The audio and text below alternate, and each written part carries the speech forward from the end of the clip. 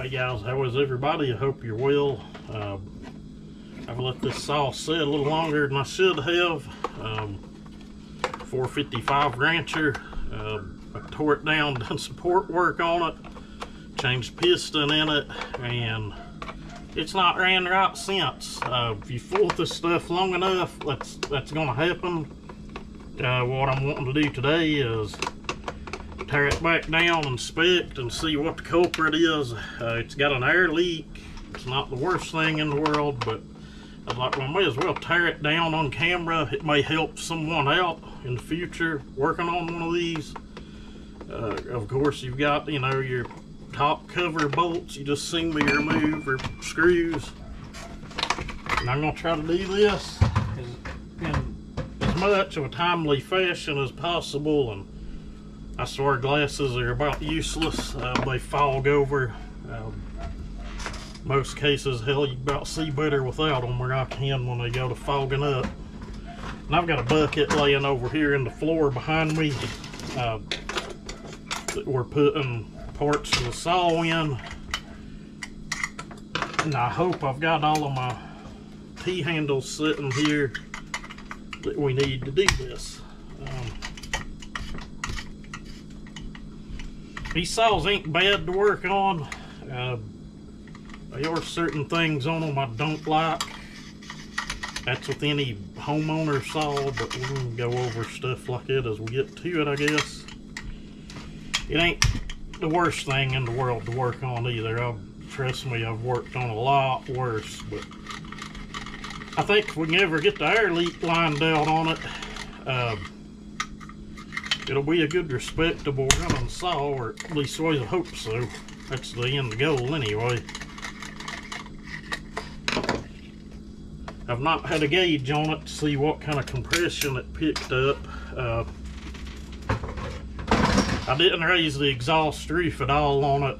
I've done a clean up and polish, and was able to widen the exhaust port on this quite a bit.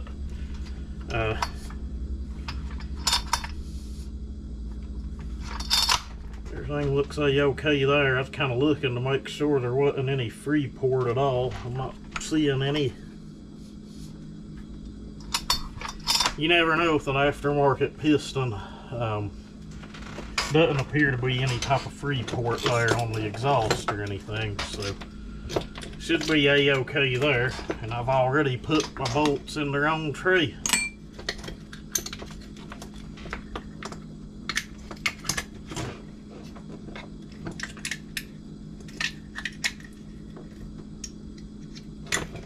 Those have an M6 like your 372 or a lot of other saws on the exhaust port.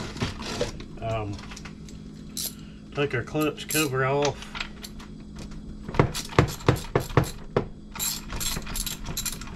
We have another one of these saws. Once I get this one lined out, I'm gonna have to buy a carburetor and a muffler and some other parts, but gotta be sometime in the future. It'll probably all get boxed up once this one's done and put up in our parts shed.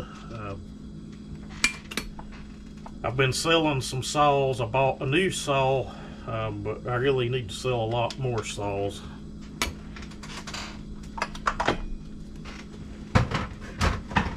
But honestly,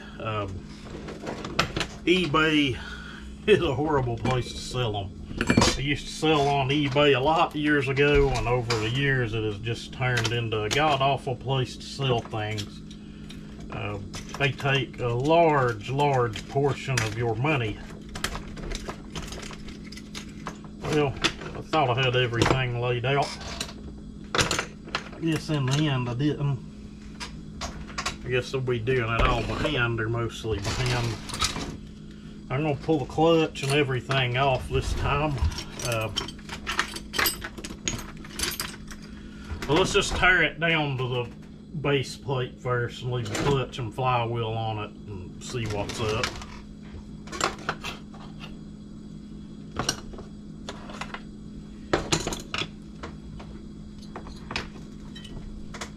The air leak seems to be coming from around the base of the cylinder. I put that O-ring back in each side of the cylinder pan, when I get it apart, if you're not familiar with what I'm talking about, I can give you a look.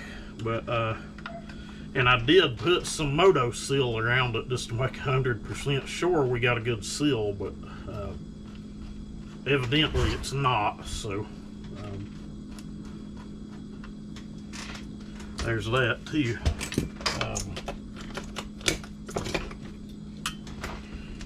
There's a handle bolt here, handle bolt up here that goes into the spring on the cylinder, and one right here. And then you need to take the trigger out and your handle will be free. It's really similar to the handle like on a 240 or 235 or one of those smaller saws. And on this carburetor, there's a little lever. You pick it up, you roll it up, and your throttle linkage comes free. And it's out of there. That's simple. First one I done, I never figured out how to get it out. It happens. Let's just go ahead and remove the spark plug.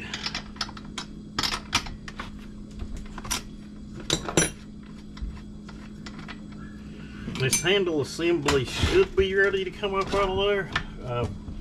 There's a piece sticks through the bottom of the case here. You'd think there would be some kind of rubber insulator there, but there's not. There are two at the back of the handle, however, and you want to make sure and not lose those or drop them. It's a little tricky to get up out of there, but after you've done it a couple of times, it's really easy. And right there's those two insulators. They are identical to like what's on a 350 or 346 or something. I think I'll just set this whole handle over here and leave those on it. It seems like a good place to leave them. Let's see what else. This thing's full of fuel, so it's probably going to spray everywhere. Let's go ahead and pull the starter assembly off of it. It's probably not really 100% needed, but we're going to pull it off anyway. I know I have a better screwdriver here than that. But it'll work.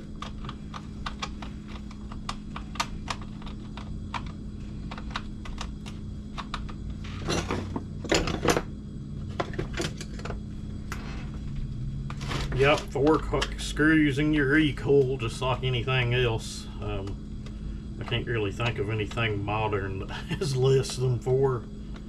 You get back into the 80s and back into the 70s, and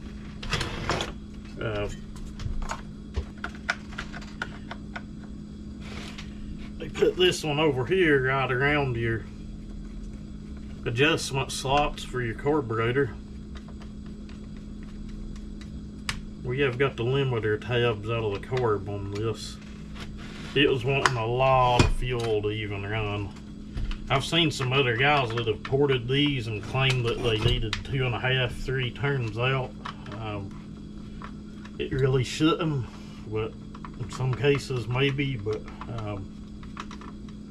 we was way out on these. It was way out to even get it to run and idle. And then it still didn't, you know, it had a bad air leak. We'll just leave it at that. I'm not going to run one that way. If you're having to dump a substantial amount of fuel to one, you probably have a little bit of an air leak somewhere. Just porting the cylinder's not going to make it want that much more fuel. You know, you're talking 1/4 of a turn or something. In most cases, if you're moving more air through the venturi, sometimes you'll even have to lean them out a little bit. May sound crazy and backwards, but that's just how the puzzle works. It goes together.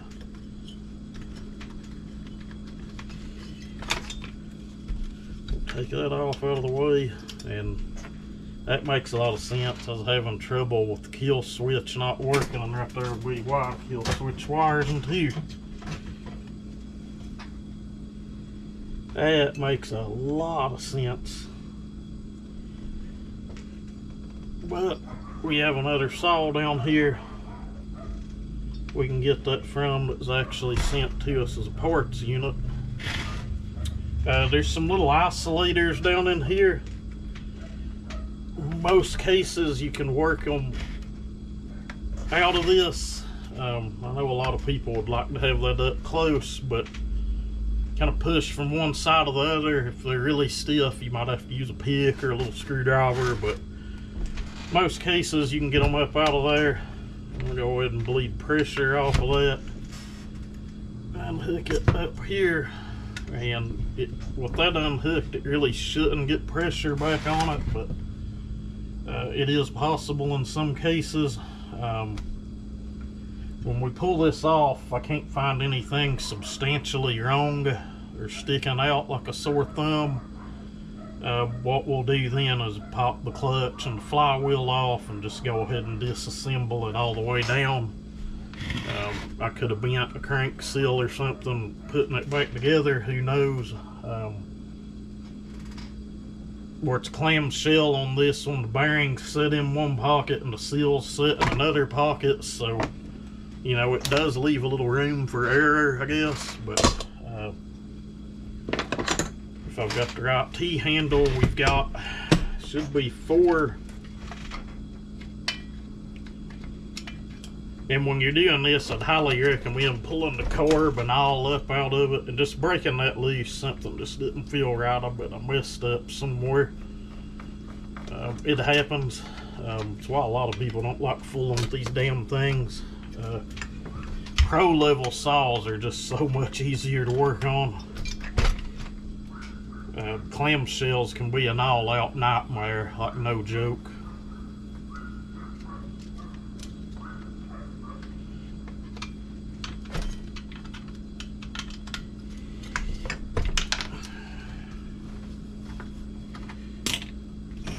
We did hit 7,000 subs on the channel. I'd like to thank everybody, but sadly enough, channel went way in the hole. The first year being monetized, it made filing taxes a nightmare. They're supposed to have monetized our shorts reel this month. If it doesn't go to paying out, guys, I'm not saying I'll quit, but putting as much effort and as much time and money into the channel as the wife and myself have, a lot of that'll be cut down a lot.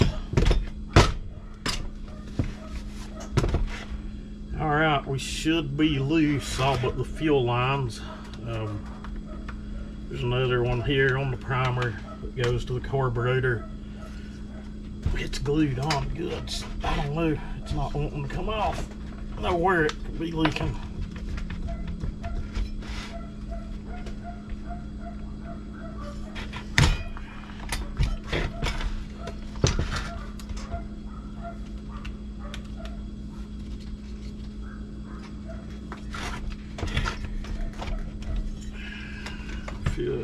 Let's see what's got it now. You want to take off your ignition wires. Speaking of the ignition wires,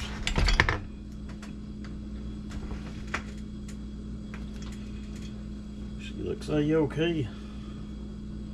The glue had it real nice. I honestly don't know. We did pull a seal up out of there with us. Well, guys, here's where we're at. I've cleaned and cleaned and cleaned. Make sure these grooves for the O-rings are clean. They seem fine. The crank seals seem fine. I'm thinking maybe it was just the least little piece of dirt, maybe in one of those grooves or somewhere. Not letting the cylinder seat back down on there. But as I get more done, I'll show you guys my progress. Okay guys, so there's how those seals lay down in. Everything's clean. Should be ready to get the crankshaft and the bearings and the seals set back down into the pockets. We have our crankshaft bearings and seals cleaned up. Again, everything cleaned up in here and got the base of our cylinder cleaned up. Should be no need for glue on this at all. It's all an O-ring fit, so we're just going to stick it together with no kind of glue. If we do it this time, we know everything's clean and in place and we still have an air leak. I'll probably just end up ordering these new O-rings and new crank seals before I even look at it again, but I've got high hopes of it doing alright this time. There's the way that looks. Your O-ring should butt up against the crank seal. Same thing on the front side, so hopefully it's as simple as dropping the cylinder back on